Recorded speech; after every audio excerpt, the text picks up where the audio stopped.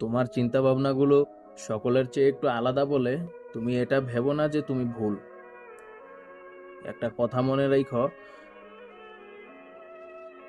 এখনকার যেগুলা তুমি বাস্তব দেখতেছো, এখনকার যুগে যেগুলা তুমি হইতে দেখতেছো, এখনকার যুগে যেগুলা মডার্ন যুগের সাথে তাল মিলিয়ে চলতেছে, একটা সময় এই সবগুলাই কোনো না কোনো মানুষের অদ্ভুত চিন্তা ভাবনা ছিল, আলাদা চিন্তা ভাবনা ছিল। অ্যান্ড সে তার চিন্তা ভাবনার মধ্যে হয়তোবা কারো সাপোর্ট পায়নি তখন, বাট সে এটা কইরা দেখাইছে, দেন এখন তাকে সবাই অনুসরণ করে।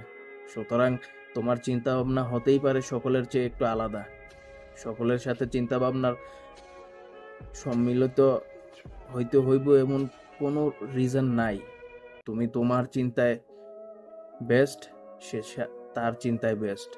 তুমি চিন্তা করবা, অ্যান্ড তোমার ভাবনাগুলো একটু অদ্ভুত হইলেও, একটু আলাদা হইলেও, তুমি তোমার ভাবনাটা নিয়ে একটু সময় নিয়ে ভাববা যে তোমার ব্রেন আসলে কি সিগন্যাল পৌঁছাচ্ছে তোমার পর্যন্ত।